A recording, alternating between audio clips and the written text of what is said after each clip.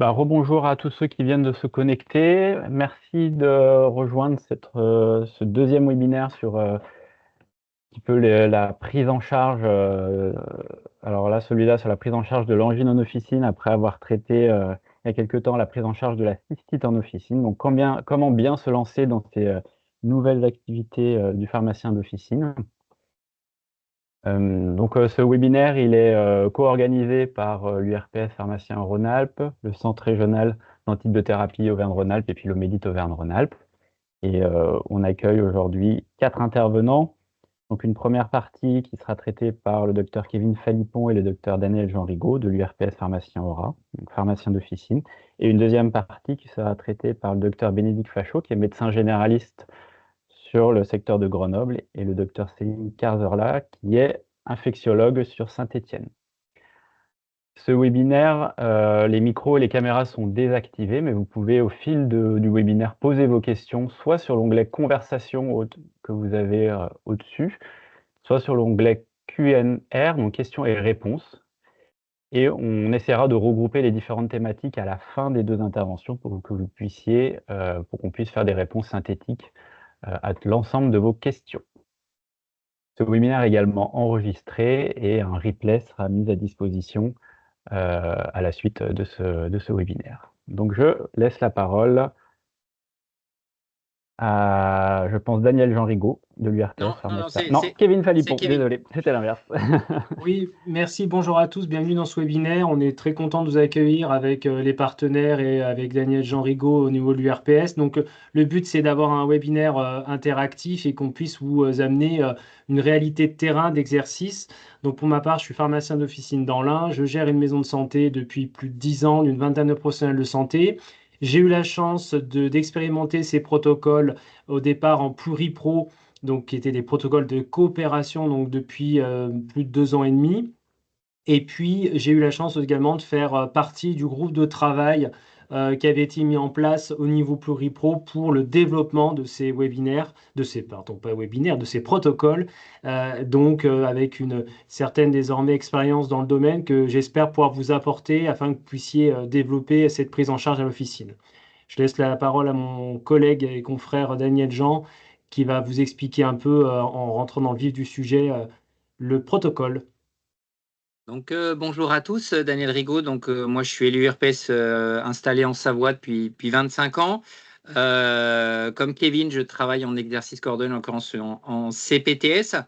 Donc on va faire, comme j'ai dit pour la cystite, on fait un rapide historique. Donc c'est un député urgentiste, Thomas Mesnier, qui a lancé ces 2 protocoles par une loi en 2021 qui a abouti finalement à la lettre de cadrage de l'assurance maladie qui fixe les dernières règles pour ces 2 protocoles en juin 2024. Donc, on sait tous que la désertification médicale augmente année après année, que les services des urgences ne sont pas destinés à soigner des angines et des cystites simples. Donc, l'idée, c'est de déléguer ces tâches sur le pharmacien. Donc, ces protocoles ont été travaillés par des sociétés savantes comme la SPILF et validés par la HAS. Donc, on va vous montrer après, Kevin montrera la lettre de cadrage qui fixe les dernières règles et surtout quel remboursement est prévu. Concernant la formation, donc si vous avez suivi une formation dans le cadre de l'exercice coordonné, bien évidemment, elle reste valable. Par contre, il faut faire une formation pour la prescription des antibiotiques qui soit postérieure à juin 2024. Tout ce qui a été fait avant n'était pas valide. C'est un point qui a été reprécisé jusqu'à très récemment. Au niveau de la responsabilité, comme a dit Kevin, nous n'agissons plus sous délégation de tâches. Donc, ça veut dire que nous sommes pleinement responsables de la situation. Pardon, excusez-moi.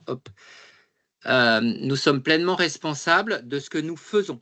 Donc, ça signifie aussi qu'on n'a pas à demander l'autorisation aux médecins de pouvoir faire ces protocoles.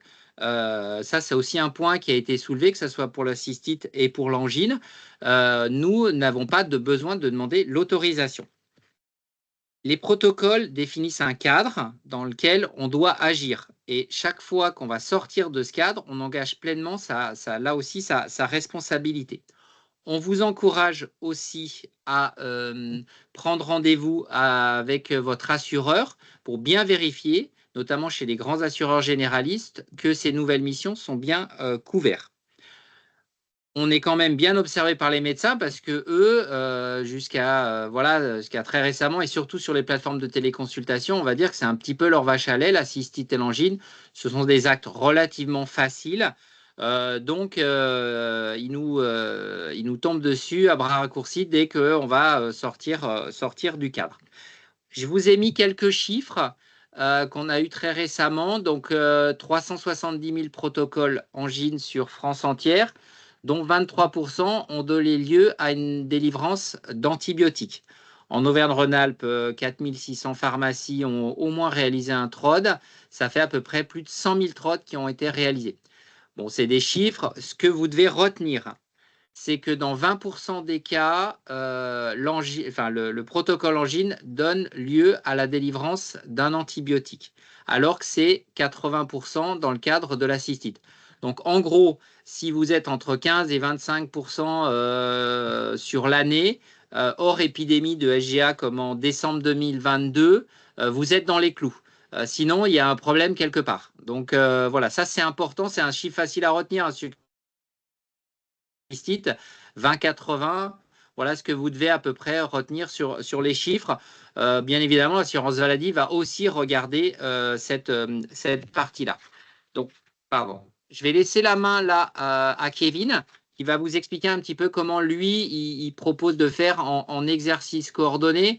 Moi, personnellement, c'est la diapo d'après.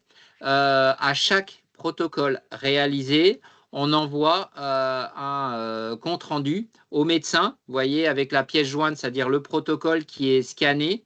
On lui envoie un compte rendu de ce qu'on a fait. Voilà. Donc, avec le score de Mac-Isaac, avec le streptatest et avec la délivrance ou non d'amoxicilline. Moi, je vous conseille de faire ça parce que la bonne collaboration avec les médecins est importante. Il y a des moments où il faut savoir, on va s'arrêter au milieu du protocole. Donc, ça signifie qu'il va falloir orienter, il va falloir passer la main. Et ça aussi, ça s'apprend pour ne pas créer une frustration chez le patient. Donc, Kevin, je te passe la main. Merci Daniel Jean. Donc, juste avant de revenir sur la traçabilité, si on peut, voilà, sur la lettre de cadrage, on rappellera, bien entendu, lettre de cadrage que vous avez dû recevoir à l'assurance maladie. Vous retrouvez également dans peut-être vos boîtes mail, mais on rappellera qu'un TROD négatif est facturé 10 €. Donc, c'est-à-dire quand le TROD ne conduit pas à la prescription d'un antibiotique par le pharmacien, et on cote 15 € lorsque le TROD est positif, donnant lieu à une prescription avec le formulaire dédié à cet effet ou éventuellement une ordonnance dont je vous montrerai qui est faite via un logiciel Pluripro pour la délivrance d'antibiotiques. J'attire votre attention sur une chose qui nous est revenue aussi de la CNAM. C'est soyez vigilants dans les cotations. Il y a parfois des cotations qui sont inversées de par le tarif entre les TROD cystites et les TROD angines. Hein, donc soyez bien vigilants avec ce que vous faites. Hein, du moment où vous avez une prescription, on est sur du 15 €. Quand vous n'en avez pas, on est bien sur du 10 €. On réalise le protocole complètement et quand on fait de l'angine, on ne fait pas de la cystite. Alors ça, c'est des erreurs de manip rapides au comptoir, mais ça nous est remonté parfois avec des mauvaises cotations pour certains patients. La ROSP 2024 est prévue à 50 € s'il y a une réalisation d'au moins un TROD dans ce domaine-là. Donc, c'est un petit booster qui s'ajoute à celui de la cystite et du reste, bien entendu. Hein. Donc, voilà ce qui est à peu près de la cotation relativement simple par rapport à ce qu'on peut connaître par ailleurs. Les LGO sont en principe en plus paramétrés pour. Soyez juste vigilants à ce que vous faites et avec vos pièces justificatives. Si on prend un peu les protocoles Pluripro et également donc ces protocoles qui sont désormais nationaux, mais au niveau de la pharmacie officine, ce qu'on souhaitait insister sur le fait, Daniel Jean l'a dit, c'est vraiment sur la traçabilité. Je voulais redire que la traçabilité, c'était la sécurité juridique. Et ça, c'est extrêmement important. Là, on entre dans une nouvelle ère. On l'a déjà dit avec la cystite. Il faut absolument que ce que vous faites soit tracé parfaitement au cas où il y a un problème. Et puis que les partenaires que sont nos médecins soient également informés de ce qui est fait. Et ça, c'est un vrai plus. Alors, si vous avez la chance d'exercer en pluripro, que ce soit en maison de santé, en CPTS, en ESP ou en centre de santé, on vous conseille, et si vous disposez d'un logiciel prévu à cet effet, on vous conseille de saisir ce protocole directement dans le logiciel à travers des formulaires que vous avez par exemple là sous les yeux. C'est un formulaire qui est moi, créé par exemple dans mon logiciel Pluripro qui est Veda et dans lequel je vais cocher ce que je fais avec le patient, avec l'interrogatoire, le score de Makisak et la décision thérapeutique. Et bien entendu, l'examen endobuccal, on verra avec les infectiologues après, vous verrez quelques exemples intéressants. Ça, c'est un vrai plus qui permet de tracer. Quand vous êtes en pluripro, si vous avez cette chance-là, vous n'avez même pas besoin d'envoyer l'information au médecin parce qu'il sera directement dans le dossier du patient. C'est après, c'est opposable. Et puis, ça rassure, on n'a rien oublié de particulier. À l'officine, si jamais vous n'avez pas cette chance-là, alors on vous invite bien sûr avec Daniel Jean à aller vers du pluripro, mais si vous n'avez pas cette chance-là, on sait qu'il y a des logiciels, que ce soit de LGO ou d'autres logiciels d'aide à la pratique officinale, qui peuvent proposer ce type de fonctionnalité et qui vous permettent tout simplement de saisir tout ça. Bon, dans le cas le plus basique, un formulaire papier que vous auriez fait avant pré-rempli est intéressant à cocher, à compléter et à scanner comme trace juridique dans le dossier du patient. Mais la traçabilité, c'est la sécurité et ça, je me permets d'y insister. Sur la diapo suivante, on pourra, juste pour vous donner une petite envie pour ceux qui ne travaillent pas encore en pluripro ou alors qui pourraient aller plus loin, bah, vous voyez, quand vous avez accès au dossier patient, alors bien entendu, un jour, dans un jour prochain, on l'espère le plus rapidement possible avec mon espace santé, on aura accès à plus de choses, mais vous voyez, avec mon logiciel, eh ben, je peux voir plein de choses, j'ai les antécédents médicaux du patient, chirurgicaux, les allergies, et ici, vous avez une allergie à l'amoxicilline qui est intéressante, et ben, ça permet, lorsqu'on a un maximum d'informations sur le patient, et ben, de pouvoir sécuriser son acte. Et ça, c'est très très important, d'autant plus que parfois on connaît mal le patient, mais quand vous avez cette mine d'informations-là, c'est génial. Donc je vous encourage vivement à aller vers ça en attendant le déploiement intégral de mon espace santé. Et c'est pareil, c'est toujours ce que j'ai mis, antécédent, allergie, traitement, connu par le pharmacien, c'est un protocole qui est facilité. Sur la diapo suivante, je vous montre ce que j'ai fait, moi, au niveau de la pharmacie, avec l'autorisation de la CEPAM. C'est que vraiment, afin de sécuriser le maximum, le logiciel disposant, bien sûr, d'un onglet prescription, et ben, vous voyez, j'ai créé une ordonnance directement. Ici, mon adjointe a son ordonnance tracée entièrement avec un canevas automatique qui permet de venir prescrire l'amoxicilline avec la reprise de l'âge, du nom du patient, son poids, son DFG également, intéressant, et qui a fait quoi. Et tout ça se retrouve après dans le dossier du patient. Vous aurez compris, vous avez à la fois le protocole qui aurait été validé, qui est souvent tracé par un post-it qui permet de retrouver dans l'année tout ce qu'on a fait, et qui se retrouve en plus en dessous avec son ordonnance en PDF que vous pouvez imprimer, remettre au patient et signer, et qui permet là aussi de renforcer la traçabilité de votre acte. Donc, voilà ce sur quoi je voulais vraiment insister, c'est que utiliser, alors le numérique, c'est pas l'alpha et l'oméga, mais c'est intéressant. Si vous l'avez en pluripro, allez-y franchement parce que ça vaut la peine. Et si vous en avez moins, vous disposez de moins de choses, ben vous avez toujours Sysra qui est extrêmement intéressant et vous avez vos LGO ou vos autres logiciels d'aide à la pratique officinale, j'appelle ça comme ça, et qui vous permettent de saisir ça, d'automatiser ça.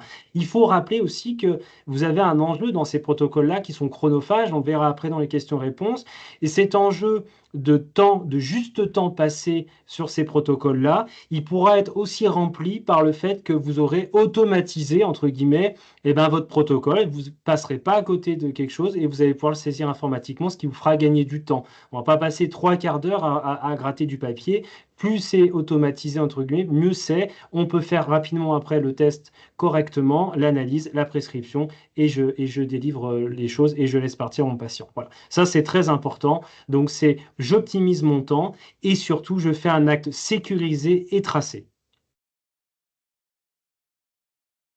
Ça sera la suite. Donc, on va passer la main maintenant au CRATB.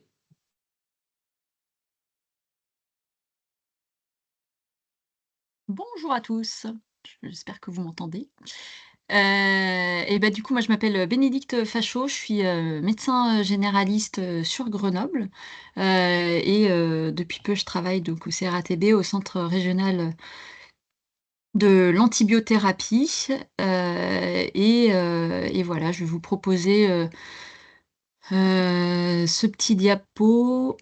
Je vais essayer de lancer sur du coup la sémiologie et la thérapeutique de l'angine. Oui.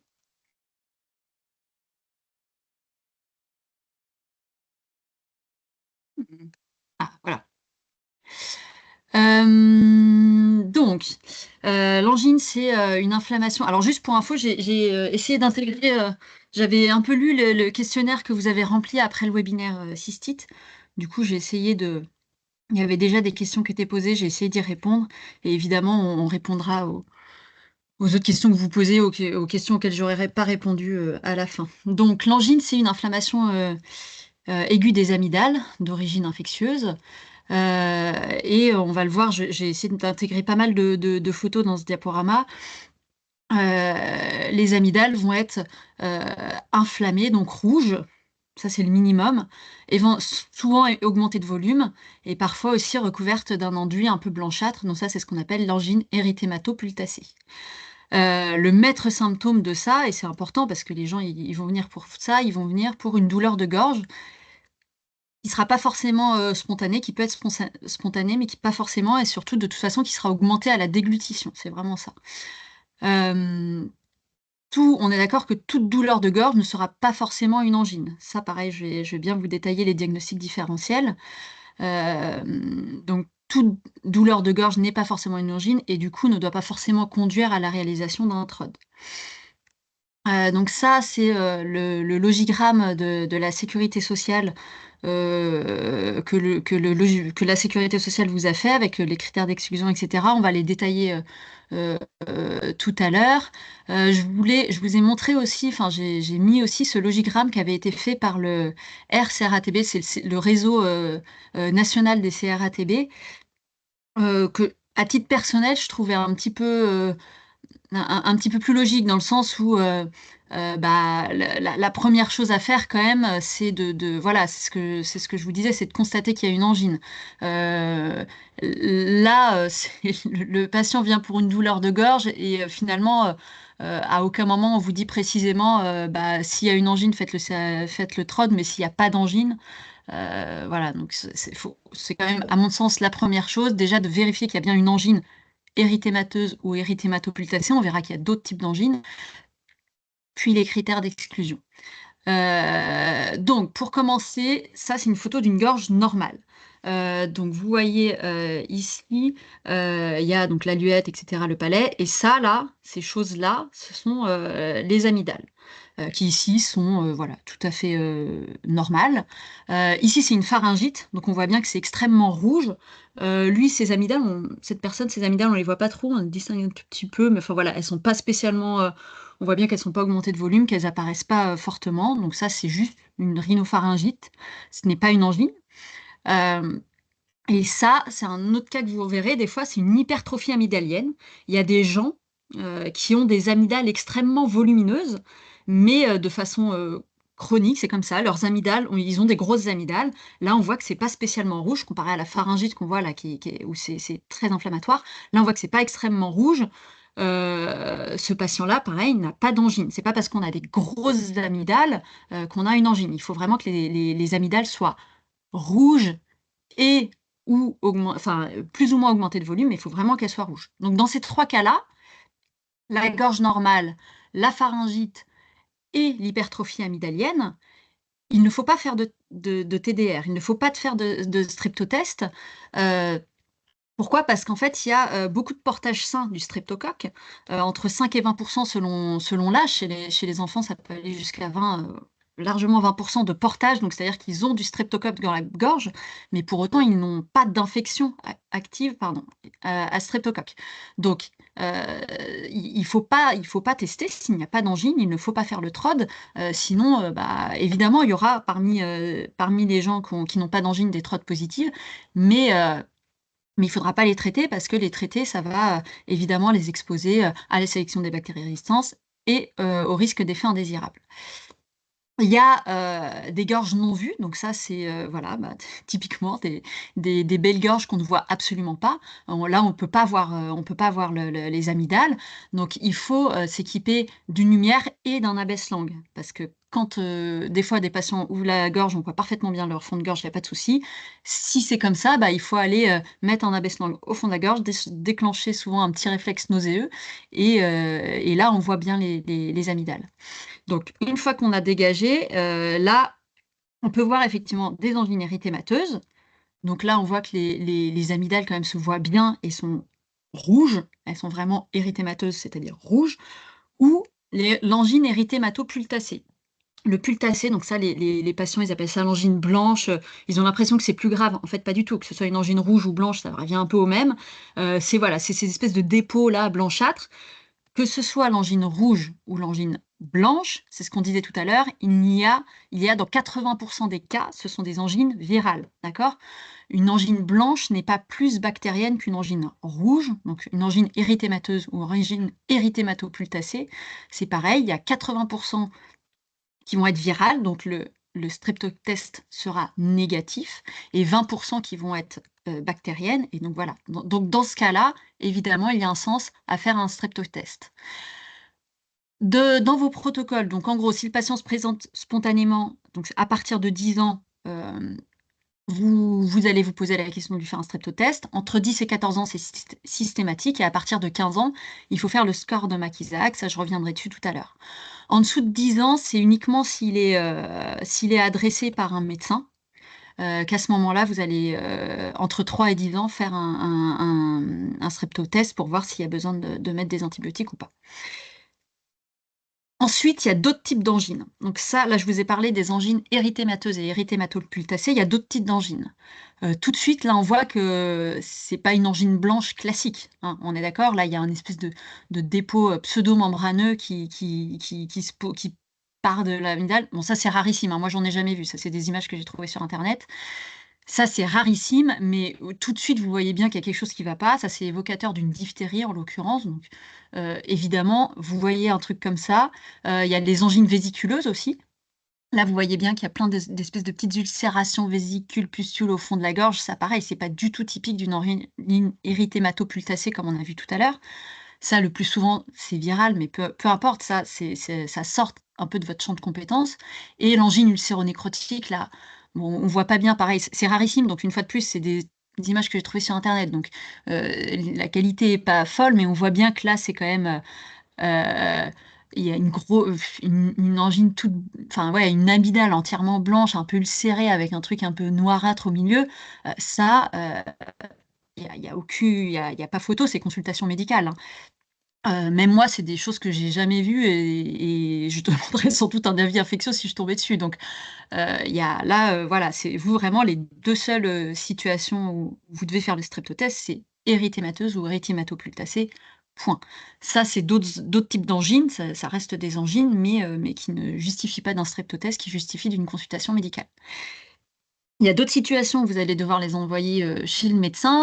Donc là, c'est pareil, des images d'abcès. Donc là, on voit bien, hop, que c'est pas juste une grosse amygdale. Là, c'est complètement la luette même, elle est complètement déviée. Ça prend plus de la moitié de la gorge. Là, voilà, une tuméfaction énorme. Ça, c'est pas du tout normal. Là, pareil, on voit que c'est un gros, voilà, une grosse tuméfaction. Ça va. Ça va pas du tout. Et il y a les diagnostics différentiels. Ça peut notamment être, par exemple, vous voyez, cette espèce de boule là, on ne sait pas ce que c'est un une tumeur amygdalienne. C'est pas infectieux ça, mais en tout cas, c'est pas normal du tout. Là, vous voyez qu'il y a un côté tout ulcéré là, du palais. Voilà, enfin, tout ça, c'est des gens qui peuvent venir vous voir en disant, en ayant une plainte de gorge, vous ouvrez la bouche, vous voyez ça ressemble pas du tout à une angine. Il faut, voilà, absolument envoyer chez un médecin.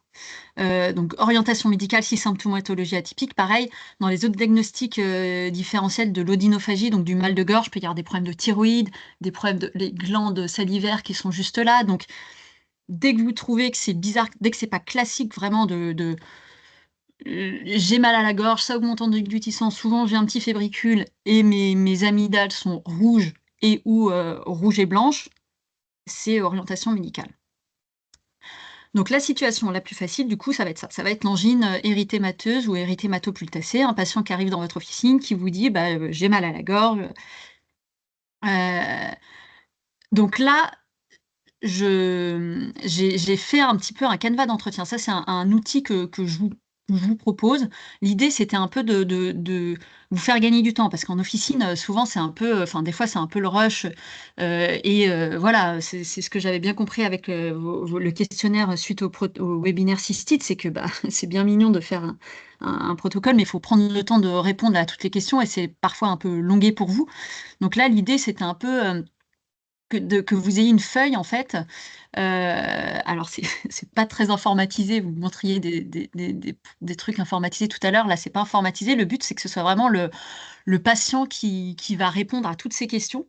Et donc, vous, voilà, vous êtes en train de vous occuper d'un patient, de lui délivrer ses traitements ou quoi. Il y a quelqu'un qui vient vous voir en vous disant j'ai mal à la gorge. Vous vous dites ah bah zut, ça va me prendre encore 10 minutes. Là, j'ai vraiment pas le temps. Là, vous lui donnez ce papier-là, et déjà, ça va vous permettre, en fait, de faire tout l'interrogatoire, de gagner beaucoup de temps sur tout l'entretien initial, en fait, et de répondre à toutes les questions, et notamment d'aller chercher tous les critères d'exclusion. Donc voilà, et puis il y a le petit carré en bas qui sera ensuite à remplir par vos soins sur est-ce que le patient avait une angine, est-ce que j'ai fait un trot, qu'est-ce que j'ai donné comme médicament, etc. Ça, ce qui est pas mal, donc déjà, ça vous fait gagner du temps parce que le patient va y répondre tout seul. Donc ça vous permet, vous, en attendant, de vous organiser, de gérer d'autres patients, etc. Et puis, si vous voulez, vous pouvez le scanner, l'intégrer dans le DMP ou l'envoyer directement via Sysra à vos correspondants. Et en plus, le patient repart avec ce papier-là qu'il pourra donner à un médecin éventuellement, s'il veut. Donc voilà, ça c'est moi, voilà, c'est un truc que je vous propose et qu'on mettra à votre disposition. Vous n'êtes pas du tout obligé de l'utiliser. Et ensuite, une fois que vous avez fait donc l'entretien, de toute façon, voilà, que ce soit le patient ou vous, ce sera toutes les questions un peu à poser au patient. Une fois que vous avez fait tout ça, il faut faire donc l'examen clinique. Examen clinique, ce sera évidemment la présentation générale du patient, quelqu'un qui est complètement HS, qui a le teint gris, qui est en sueur. Évidemment, c'est pas la même chose que quelqu'un qui se présente plutôt bien en vous disant coucou, j'ai mal à la gorge. La mesure des constantes. Ça, j'ai pas vraiment fait de rappel là-dessus, mais la tension artérielle. Voilà, je pense que vous avez l'habitude, hein, c'est à prendre chez un patient assis, essayer de faire ça à peu près que le patient soit un peu au calme depuis quand même au moins 1 ou 2 minutes. Voilà, avec le bras à la hauteur du cœur, le brassard, le mieux c'est un tensiomètre avec un brassard au bras, pas au poignet. Et voilà, fréquence cardiaque, fréquence respiratoire, ça vous pouvez la mesurer sur 15-20 secondes, et ensuite vous faites un petit produit en croix pour l'avoir sur 1 minute. En sachant qu'un patient vraiment dyspnéique, globalement, il n'arrive pas à finir ça se ressent, quoi. Une fréquence respiratoire anormale, on le voit quand même. La prise de température, éventuellement, n'hésitez pas à prendre la saturation si c'est un patient qui tousse et qui a de la fièvre. Voilà, c'est quand même toujours, ça fait partie de l'examen clinique assez facile et systématique. Et le poids chez l'enfant, parce que les antibiotiques, la dose d'antibiotiques va être adaptée au poids, donc il faut avoir une balance qui soit quand même assez précise. Donc l'examen de la gorge, évidemment, avec lumière et abaisse-langue, ce que je vous disais tout à l'heure. Soit il n'y a pas d'angine, soit il y a tous les types d'angines dont je vous parlais tout à l'heure, et notamment érythémateuse ou érythématopultacée, ça c'est ce qui nous intéresse. Et la palpation des aires ganglionnaires cervicales. Donc hop, juste ici de chaque côté de la trachée et sous la mandibulaire, on va aller voir s'il y a des ganglions. Souvent c'est des tuméfactions. Les ganglions, normalement, on les sent, mais ils sont petits et indolores. Et en cas d'angine, pouf, ils grossissent et ils deviennent sensibles. Donc vous, ce patient, il arrive, il se présente parce qu'il a mal à la gorge, il a rempli tout son questionnaire. Vous trouvez la présentation générale, c'est un patient qui est plutôt rassurant. La mesure des constantes, elle est normale. À l'examen de la gorge, vous avez soit une angine érythémateuse, soit érythématopultacée. Vous avez des petits ganglions un peu sensibles. OK.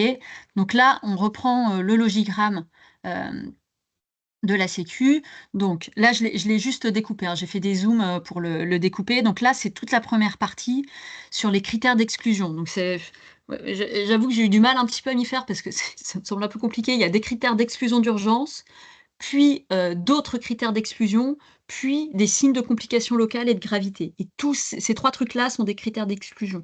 Donc voilà, bon après ça reste relativement logique, hein. C'est sûr que il y a certains critères d'exclusion qui vont nécessiter une consultation médicale vraiment très rapide, et d'autres où bon bah voilà, c'est juste que ça sort de votre domaine de compétence, ce serait bien de voir un médecin, mais il n'y a pas d'urgence urgentissime, quoi.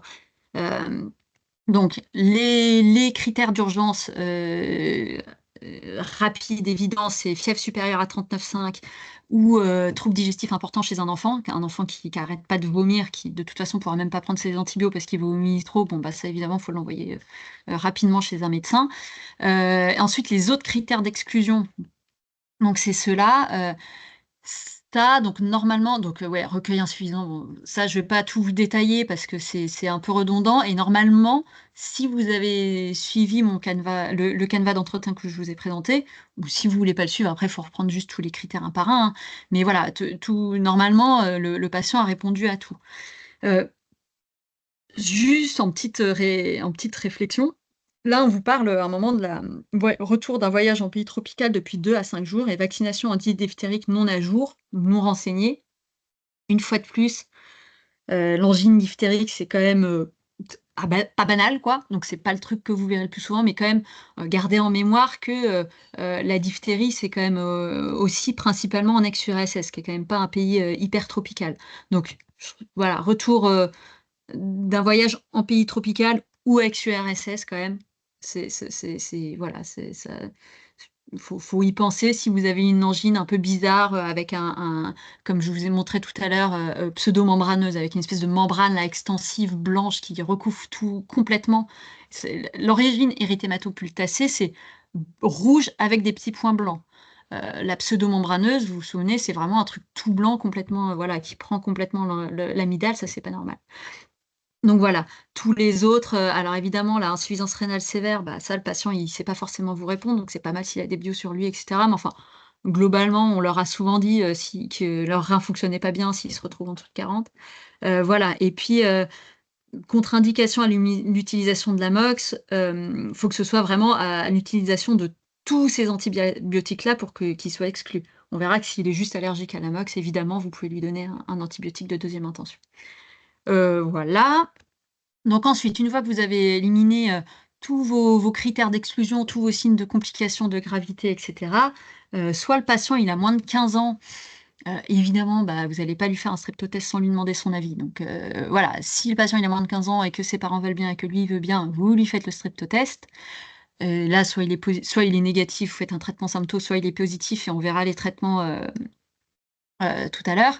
Et s'il a plus de 15 ans, il faut faire le score de Mac-Isaac. Le score de Mac-Isaac, tel que la sécurité sociale l'a mis dans votre logigramme. Alors oui, ça juste, je reprenais ça. Mais voilà, le score de Mac-Isaac, la sécurité sociale vous a mis celui-ci. Donc, absence de tout, ça fait 1 point. Des petits ganglions ici, là, qui font mal, ça fait 1 point. Température supérieure à 38, ça fait 1 point.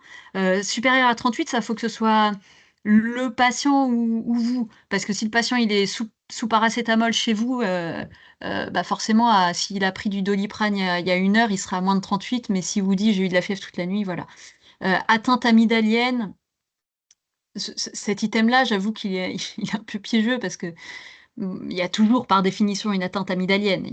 C'est ce que je disais tout à l'heure. S'il n'y a pas d'atteinte amygdalienne, il ne faut pas faire le score de Mac-Isaac, il ne faut pas faire le streptotest, vu que ce n'est pas une angine. Donc voilà. Et âge supérieur à 50 ans, ça enlève 1 point parce que globalement, au-delà de 50 ans, on estime que c'est plus souvent viral. Il y a plus de chances que ce soit viral. Juste pour info, d'après la HAS, le cut-off, c'est 45 ans. Donc voilà, vous verrez souvent dans des scores de Mac-Isaac, la plupart du temps, c'est à partir de 45 ans qu'on enlève 1 point. Voilà. Donc sachez, enfin voilà, si un jour vous trouvez un score de Mac-Isaac qui est un peu différent de celui que la Sécu vous a proposé, bah je ne sais pas expliquer pourquoi, mais c'est normal. Un streptotest, ça se présente comme ça. Vous avez Ici, c'est une espèce de petit tube en plastique que vous mettez là-dedans. Ben, c'est un peu comme les tests Covid, hein. Vous le mettez là-dedans, vous mettez 4 gouttes avec le flacon jaune, 4 gouttes avec le flacon rouge. Ensuite, le patient, vous lui faites ouvrir la bouche, vous éclairez avec la lumière. Là, on ne peut pas éclairer, mettre la baisse-langue et le coton-tige. Donc moi, ce que je vous conseille, soit vraiment il a une grosse langue qui fait qu'on ne voit pas du tout sa gorge. Et dans ce cas, vous essayez de bien allumer la lumière, vous faites la baisse-langue et sans lumière, vous allez au fond de la gorge, essayer de lui gratouiller l'amygdale. Soit moi j'essaye avec le coton-tige de déclencher le réflexe nauséeux. Comme ça, je tiens la lumière dans une main, je vais déclencher le réflexe nauséeux et j'ai pas besoin d'abaisse-sangle. Du coup, je vais frotter avec mon coton-tige l'amygdale. Donc ça, ensuite, vous le mettez dans votre petit mélange là, 4 gouttes, 4 gouttes. Et vous attendez 1 minute. Il faut laisser tremper 1 minute le coton-tige. Donc voilà, vous continuez à tchatcher avec le patient, tout ça, vous commencez à régler tout, voilà, vos affaires. Et par contre, une fois que vous avez attendu 1 minute, vous essorez un peu le coton sur les bords du flacon en plastique et ensuite vous mettez votre liquide là-dedans, vous attendez que ça réagisse et là, normalement, il faut lire entre 5 à 10 minutes après. Donc pareil, il faut attendre un petit peu, quoi. C'est comme les tests Covid, on ne lit pas au bout de 30 secondes. Voilà, on attend un petit peu que ça ait le temps de se positiver. Juste pour info, ça c'est assez important, il y a des angines virales, et notamment la mononucléose, qui peuvent être extrêmement bruyantes. Vraiment, des gens qui sont parfois hospitalisés parce qu'ils n'arrivent plus à s'alimenter.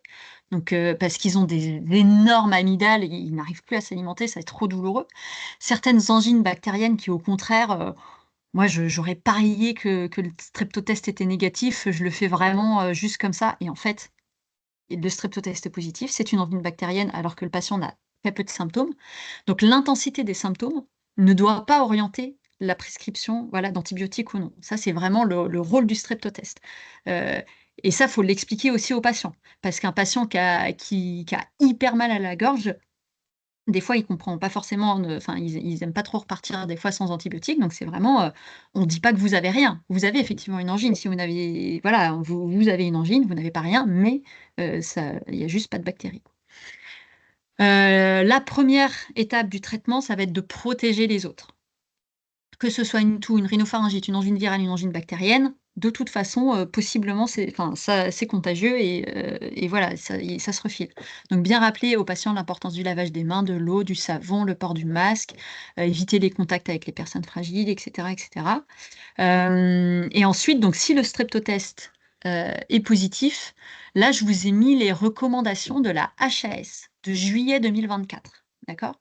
Juillet 2024, c'est amoxicilline 2 grammes par jour, donc 1 gramme le matin et 1 gramme le soir pendant 6 jours. Là, on est chez l'adulte et après 15 ans. Donc, amoxicilline 1 gramme le matin et le soir pendant 6 jours. En cas d'allergie aux pénicillines, on met de la céfuroxine ou de la cefpodoxine. Et en cas de contre-indication aux bêta-lactamine, carrément, on met la clarithromycine. D'accord? Donc, c'est clair, l'amoxicilline est en première intention. D'accord? L'amoxicilline est le traitement de première intention de l'angine. D'accord? Céfuroxine, cefpodoxine, ce sera la deuxième intention. Et la clarithromycine, c'est vraiment à utiliser en troisième intention chez les patients qui ont une allergie à toutes les bêta-lactamines, ce qui est quand même censé être très rare, quoi. Entre 10 et 15 ans, enfin même avant 10 ans si c'est orienté par un médecin. Donc ce sera en gros la même chose, mais moins la céfuroxine. Donc c'est amoxicilline en première intention, cefpodoxine en deuxième, clarithromycine en troisième. Là, on a évidemment c'est en milligrammes par kilo par jour, donc il faut faire votre petit produit en croix pour avoir la posologie. Et voilà, ça, je suppose que vous avez l'habitude. Soit il y a déjà des seringues adaptées, soit notamment avec l'amoxicilline, on est obligé comme il y a voilà, différentes posologies entre l'angine, la pneumopathie ou quoi, on est obligé de prescrire une seringue en plus pour vraiment donner la bonne dose. Voilà, donc ça c'est pour les enfants. Et donc ça, c'est les recommandations HAS de juillet 2024. vous, sur votre bon de prise en charge, c'est ça. Alors déjà, moi, voilà, c'est pour ça que je me suis permis d'insister, parce qu'on a l'impression que tous les antibiotiques sont sont en première intention, alors que non, hein, c'est vraiment l'amoxicilline en 1, céfuroxime, cefpodoxime en 2 et clarithromycine en 3. Et azithromycine et josamycine, d'après la HAS, ça n'a pas vraiment sa place dans le traitement de l'angine. Voilà, c'est un peu confusionnant, je suis désolée, mais en théorie, d'après la HAS, ça n'a pas vraiment sa place. Donc, je vous conseille plutôt de suivre les recommandations de la HAS à titre personnel. Voilà. Si un patient vous dit qu'il est allergique aux pénicillines ou aux bêta-lactamines, donc si c'est une allergie qui est déclarée, vous lui dites, est-ce que vous avez fait un bilan allergologique? Est-ce que vraiment vous êtes allé voir un allergologue qui vous a dit je suis allergique? Si le patient vous dit non, je suis pas allé voir d'allergologue, juste ce sera le cas le plus fréquent, bah juste voilà, dans mon enfance j'ai eu des boutons et du coup ma mère m'a dit de surtout pas prendre de pénicilline. Donc dans ces cas-là, vous donnez un antibiotique de deuxième intention. Vous mettez pas en danger. Il y a une suspicion, ça reste une suspicion d'allergie. Donc évidemment, vous donnez un antibiotique de deuxième intention. Ce n'est pas à vous de dire si le patient est allergique ou pas. Par contre, il faut qu'on essaye quand même d'aller voir un allergologue, parce qu'on sait qu'il y a que 10% des patients qui ont une suspicion d'allergie aux pénicillines qui sont réellement allergiques aux pénicillines. Et c'est quand même un peu dommage de se priver de cette classe d'antibiotiques, qui est le plus souvent utilisée en première intention. Donc voilà, et bah, je crois. Ah oui, ça c'était aussi dernier, bientôt fini. Ça, c'est des fiches qui avaient été faites par le CRATB de l'Île-de-France, qu'on trouvait, ça avait été fait pour la cystite, et là, c'est des fiches pour l'angine. Voilà, que pareil, que vous retrouverez sur notre site, qui sont pas mal aussi, voilà, c'est des petits documents qu'on a essayé de faire pour vous aider. Voilà, donc le but, c'est que de vous faciliter la vie, parce que c'est évident que c'est pas facile quand on est dans sa journée de pharmacien d'intégrer des nouveautés qui en plus prennent du temps, quoi. Donc voilà, on a essayé de vous faire ça, et voilà, bah maintenant, si je suis à l'écoute, j'espère avoir été claire, et nous sommes à votre écoute si jamais vous avez des questions. Merci beaucoup, docteur Fachot. Je vais repasser sur. On va arrêter le partage si c'est possible, et puis je vais repasser sur. Voilà, merci beaucoup. Sur on avait préparé 2-3 petits trucs. Attendez, que je vais les reprendre. Oui, en attendant, Daniel Jean, d'enchaîner juste quelques éléments par rapport à.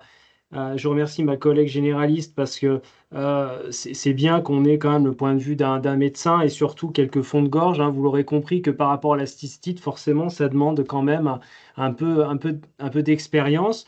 Et moi, ce que je veux dire par rapport à cette expérience, c'est vrai que c'est important de voir, au bout d'un moment, des fonds de gorge. Et une fois qu'on commence à en voir pas mal, au-delà des fonds de gorge un peu théoriques ou de formation, et ben, on commence à s'habituer à voir plus de choses, et à prendre ses marques, tout comme un médecin le fait lors de son internat. Nous, on n'a pas cette chance-là pour l'instant. Je dirais que l'expérience est très importante, et peut-être que les futures générations de pharmaciens auront cette chance-là. Et il faut voir des fonds de gorge au bout d'un moment. Il faut demander l'avis à un collègue. Moi, je dis toujours, dans le doute, pas de doute. Si vous avez un avis, vous appelez un ami. Un ami, c'est un collègue généraliste. Souvent, on en a tous qu'on connaît bien. Et ben, vous montrez une photo, vous l'envoyez. Et puis, dans le doute, et ben, on réoriente, parce que on n'est pas sûr, etc. Et après, on fait un backup pour regarder, bah non, en fait, c'était pas grave, c'était ça. Et tout ça, c'est très important. Bénédicte a dit aussi une chose d'assez intéressant, qui est pas facile. On a l'impression que c'est un peu un jeu d'enfant quand on voit son médecin faire, mais c'est en effet la baisse-langue et puis le prélèvement. Alors, ça, c'est vrai que c'est technique finalement quand on n'est pas très entraîné. Mais c'est vrai, hein, on rigole, mais Oui, oui, non, mais c'est clair. ça demande un peu de. Et alors, simplement, moi, j'ai mon collègue généraliste à côté. Il me dit, mais attends, mais Kevin, mais tu t'embêtes, tu sais ce que tu devrais faire, achète-toi une super lampe d'examen. Et j'ai fait ça, et une lampe d'examen, je vais vous dire, sur pied, c'est pas très cher.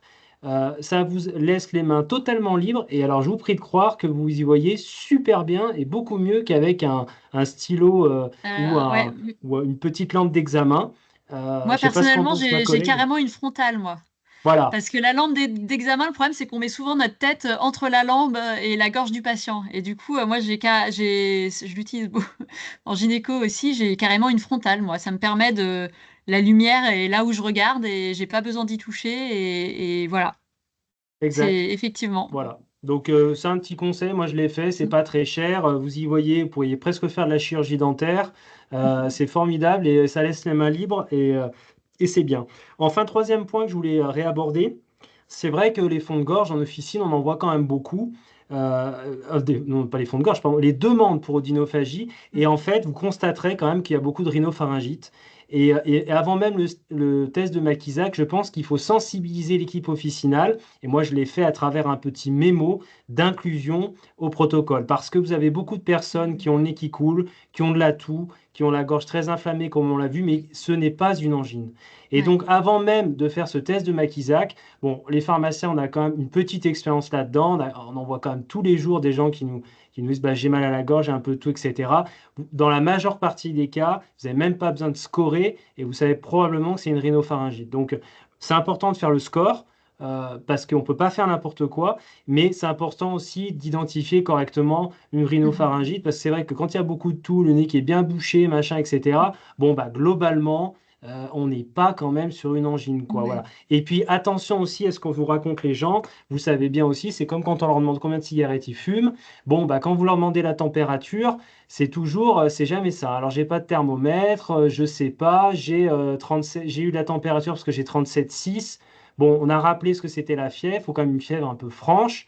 Et puis, il ne faut pas hésiter à la prendre. Et puis, il ne faut pas hésiter aussi à leur inviter de faire un peu de pédagogie, comme pour la vaccination, de leur dire d'avoir un thermomètre chez eux, thermomètre fiable. C'est pas cher pour ce qui est du rectal. Et au moins, ça prend une température correcte parce que des fois, bon, on ne sait pas vraiment. Il a pris un paracétamol. Donc, le critère fièvre, malheureusement, l'officine, bah, il ne sera pas top. Mm. Ouais, ouais, ça, je l'ai bien redit, hein, le score de Maquisac, c'est uniquement si vous avez cliniquement une angine. Sinon, une rhinopharyngite, faut pas faire de score de Maquisac, vu que le streptotest, la question du streptotest ne se pose pas. Tout à fait. Ouais. Je réponds juste à une question dans le chat. Le score, quand il y a une prescription de TROD par un médecin, vous n'avez pas à faire le score de Maquisac. Voilà, c'est dans le logigramme de l'assurance maladie. Donc, par contre, on commence à partir de 3 ans. Enfin, à partir de 3 ans. Donc, bah là, ça demande quand même une certaine expérience et expertise. Mais par contre, il n'y a pas de score de Maquisac. Le TROD est positif, on délivre des antibiotiques. Concernant les antibiotiques, notamment pour les enfants, alors je ne sais pas si c'est parce qu'ils ont mis l'azithromycine à dessein, mais actuellement, il n'y a plus de clarithromycine enfant. Donc, on est obligé de basculer sur de l'azithromycine.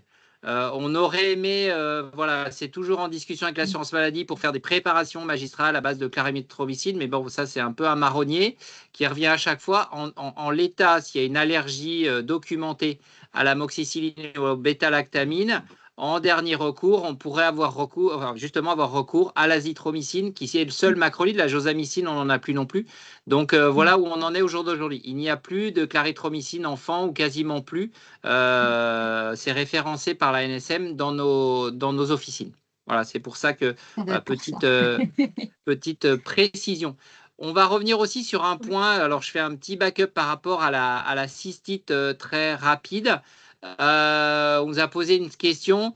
C'est parce que dans les instituts de formation, on dit il faut 1h30, 2 heures, 4 heures entre la dernière miction et la réalisation de la bandelette urinaire. Donc ça, c'est une bêtise. Enfin, je veux dire, c'est sûrement été inventé par un homme qui n'a jamais été confronté à cette situation-là. On ne va pas demander à une femme de patienter 4 heures pour faire une bandelette urinaire. Je m'explique. L'idée, c'était que c'est le temps nécessaire de la transformation des nitrates et en nitrite dans la vessie.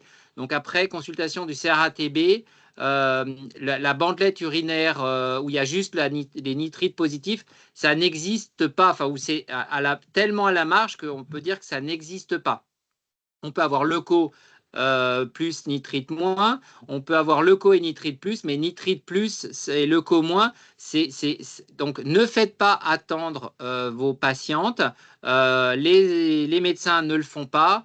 Elles viennent, on leur fait faire le prélèvement urinaire, on fait la bandelette urinaire. Voilà. Donc ça, c'est une petite précision. Kevin, moi, après, je te passe la main. Concernant les logiciels d'aide à la prescription Alors sur les logiciels métiers, je ne sais pas si WinPharma le fait pas, mais en tout cas, vous avez un logiciel comme Bimedoc qui vous permet justement de tout informatiser si vous n'avez pas de logiciel métier comme WEDA ou MLM. Dans lequel vous pouvez intégrer vos protocoles avec les médecins. Mais voilà, typiquement, le nom d'un logiciel d'aide à la prescription, c'est Bimedoc. Donc, Kevin, je te passe la main. Merci. Et donc, juste me remettre le diapo. Je ne peux pour... plus, c'est Ah bon? bloqué. Mais bon, voilà, je ne sais pas si tu peux le faire, toi, partager. Mais Oui, je vais le voilà. retrouver. Donc simplement, en attendant que je retrouve mon diaporama, vous redire aussi que, et c'est ce que disait notre collègue généraliste, en fait, il faut toujours, et on l'a dit la dernière fois avec Daniel Jean, penser à rester informé en termes de recommandations. Vous avez la HAS, vous avez Antibioclic qui est extrêmement bien fait et vaut mieux suivre un Antibioclic ou une HAS que certains papiers théoriques. Alors pourquoi simplement le papier de la Sécu est un peu erroné? Simplement parce que les recos ont évolué récemment. On parle on l'a dit, hein, très très récemment 2024, mais tenez-vous informés. En effet, l'azithromycine qui est encore beaucoup trop employée, les macrolides qui sont qu'une troisième ligne, le bon usage de l'antibiothérapie, je pense que les pharmaciens, on est sensibilisés à ça, et donc tenez-vous informés. Pendant le protocole notamment de coopération nationale en pluripro, on a eu une évolution sur le Selexid en passant de 5 jours à 3 jours de mémoire.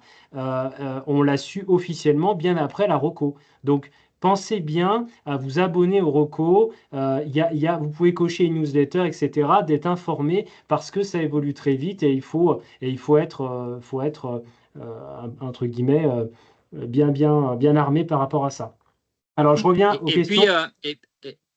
Et Kevin, juste les recos, ça permet, notamment en antibiothérapie, d'être opposable par rapport au médecin, parce que lui aussi, il a ses propres pratiques qui n'ont pas forcément évolué au cours des années. Mais je vous donne, les dernières recos datent d'août 2024. On n'a plus à délivrer de fluoroquinolone sans 6 mois d'écart. Donc, voilà, il y a un pharmacien avait lui dire ça, mais non, c'est une reco.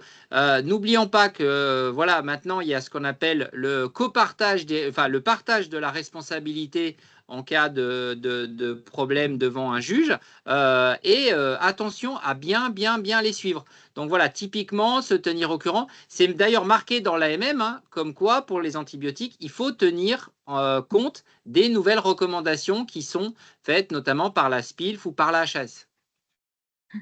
On vous a fait une petite rubrique Je m'interroge. Je pense que vous la voyez là actuellement, hein, c'est bon, hein. Donc, qui est issue du questionnaire qu'on avait envoyé aux pharmaciens sur la mise en place des protocoles. Et là, j'ai pris ceux des protocoles d'inophagie et pouvoir vous y répondre rapidement avant vos questions. Alors, je m'interroge sur mes médecins environnants sont contre, ma CPTS n'est pas motrice. Eh bien, écoutez, vous dire simplement que c'est le bon moment pour être moteur à travers vos structures pluripro, non pas pour vous imposer ou écraser vos collègues, mais pour dire que c'est une mission désormais à part entière et que vous avez toute légitimité de le faire grâce à votre formation. Alors, légitimité, c'est aussi humilité, hein. Il n'y a pas besoin de dire, vous savez, qu'on est les meilleurs du fond de gorge, mais vous avez légitimité de le faire et donc il ne faut pas avoir peur de ça. Alors, on rappellera quand même quand on dit que les collègues d'à côté, ils sont pas pour. Alors, souvent, heureusement, ça dure pas, vous inquiétez pas. Il y a pas beaucoup d'irréductibles gaulois. Il y en a quelques-uns, hein, faut pas exclure. Mais il y en a dans tous les métiers. Et vous se rappelez que quand on a commencé la vaccination antigrippale, c'était la même chose. Et aujourd'hui, ça devient totalement incontournable chez le pharmacien. Donc, tout ça, ça prend du temps, ne vous inquiétez pas. Mais à un moment donné, ça reviendra. Pour vous donner un petit exemple, au Québec, c'est pratiqué depuis longtemps, mais au début, quand ils l'ont mis en place, on avait un peu les mêmes résistances qu'en France. Et puis, les patients ne connaissent pas forcément le parcours, ce nouveau parcours. Bah, les nouveaux parcours, les patients vont le connaître. Et à terme, vous allez voir que la cystite et l'odynophagie, ça va être incontournable comme la vaccination chez le pharmacien, en complémentarité des autres collègues, que ce soit les infirmiers, que ce soit pour les protocoles de coopération, que les collègues généralistes. Donc, pas de panique, c'est normal. Et on va tous s'y faire et on va y arriver. Juste si je peux me permettre, moi, parce que j'avais lu dans le questionnaire que sur la partie où le médecin oriente, avait fait une ordonnance, merci de faire un TROD en pharmacie, ça, c'est globalement peu fait.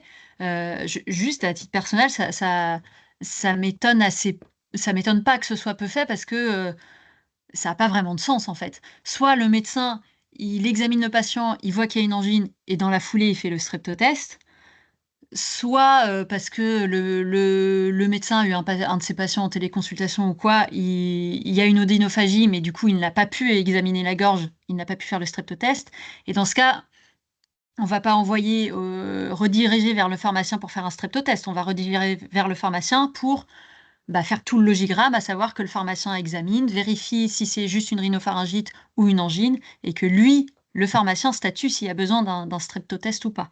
Donc, juste sur la Non, non, partie... non, non, non. En fait, il y a un certain Moi, ça nombre m'étonne pas de que ce soit très utilisé, ça, cette partie-là, en tout cas. Non, mais docteur Fajot, en fait, on a quand même un certain nombre de plateformes de téléconsulte qui mettent délivrance d'antibiotiques après réalisation d'un streptatest en pharmacie. Et on pourra même, je pense, on pourra envisager dans quelques années que ça soit obligatoire. C'est-à-dire que pour que la plateforme de téléconsultation, on l'a vu pour les arrêts de travail qui ont été réduits avec des contraintes supérieures, parce que malheureusement, aujourd'hui, l'homogénéité des plateformes de téléconsultation, on va dire que la base de la courbe de Gauss, elle est un peu plus large que la médecine générale physique. On va sans doute envisager dans les années à venir que ce streptatest soit obligatoire pour la délivrance d'antibiotiques dans la lutte contre l'antibiorésistance. Parce qu'au jour d'aujourd'hui, on va dire que par rapport à la médecine générale classique, les plateformes auraient tendance à surprescrire.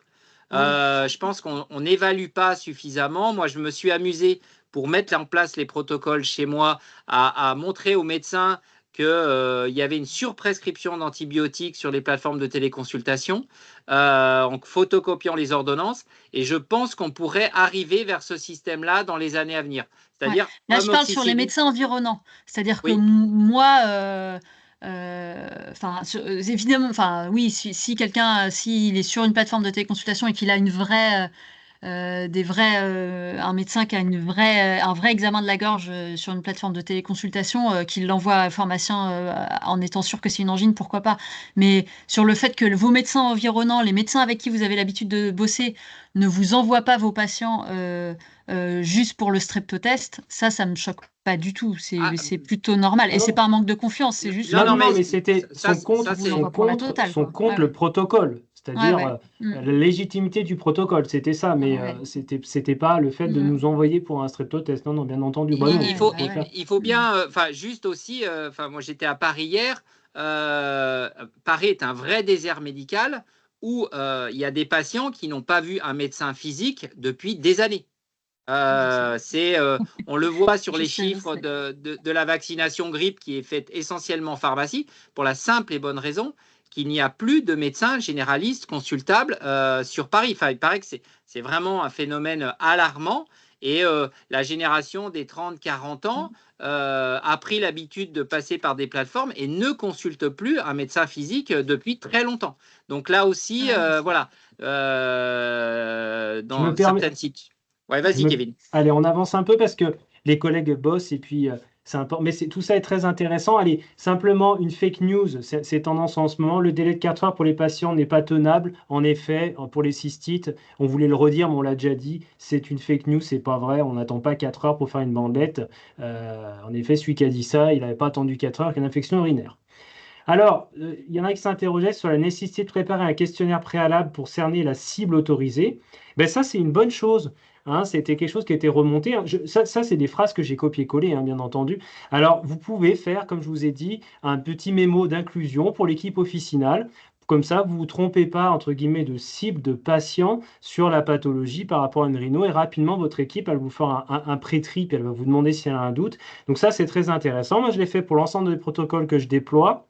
Actuellement, j'ai 5 protocoles, que ce soit de coopération locaux ou nationaux, et je fais un petit mémo de manière à ce que personne ne soit perdu. Puis même moi, des fois, j'ai un petit trou de me dire, tiens, là, je ne me rappelle plus. Eh bien, vous faites ça, c'est super pratique. Alors, sur l'interrogation, la mission est peu connue, j'ai peu de demandes pour l'instant, les patients ne connaissent pas. Ben oui, mais c'est normal, on vient de commencer. La grippe, c'était pareil. Vous vous rappelez, hein, la première année où on a fait l'expérimentation de la grippe et la deuxième, eh ben, on n'était pas à des taux de 70% de vaccination pour la grippe chez le pharmacien. On était beaucoup plus faible.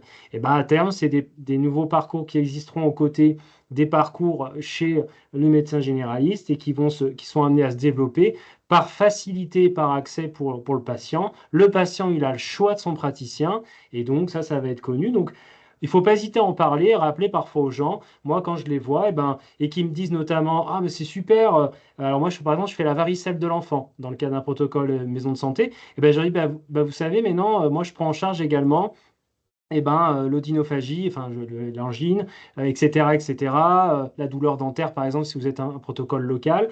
Ah, mais c'est formidable, etc. Et puis, vous pouvez vous faire aider aussi par le cabinet de médecine générale en maison de santé. Ben, moi, régulièrement, me réoriente les patients directement parce que simplement, ils n'ont pas de place et on considère que la plus-value du médecin est différente pour une vaccination ou autre et on est réorienté différemment. Donc, soyez patient, ça arrive.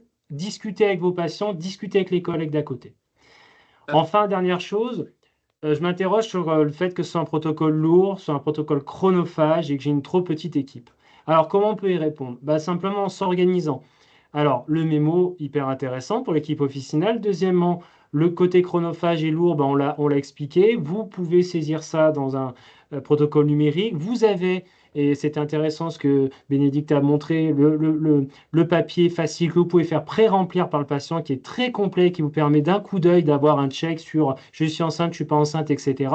Et tout ça, ça va vous faire gagner un temps précieux pour arriver tout de suite après au test. Et puis, vous faites votre test et pourquoi pas en même temps, vous faites autre chose derrière pour aller revoir après votre résultat de test 5 minutes après. Donc, ça demande de l'organisation, mais c'est faisable. Et finalement, quand on est bien entraîné au bout d'un moment, alors au début, on tâtonne et c'est normal. Et puis, c'est bien de ne pas aller trop vite. Mais après, on prend le rythme et c'est pas si chronophage que ça. Et puis enfin, je suis une trop petite équipe, c'est une vraie interrogation qui se pose, qui n'est pas évidente. Je suis seul pharmacien. Il ne faut pas hésiter comme la grippe.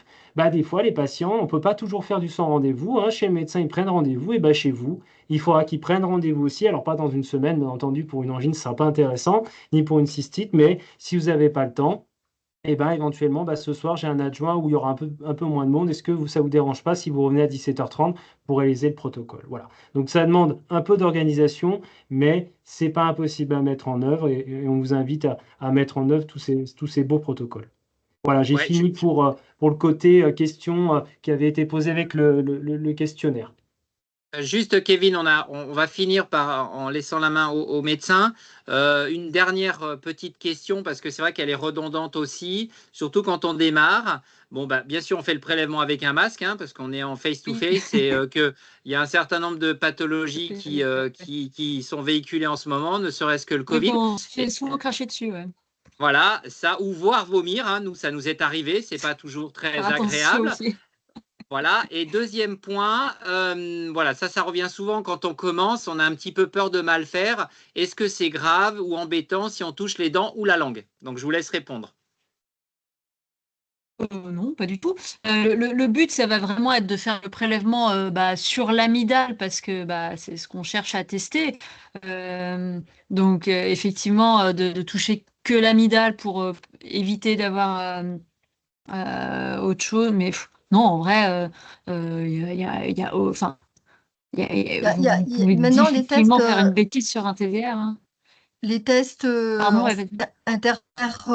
interfèrent de moins en moins avec les autres espèces. Donc, en fait, si on touche normalement une structure avant l'amygdale, ça ne devrait pas normalement interférer dans le dépistage de l'antigène streptococcique.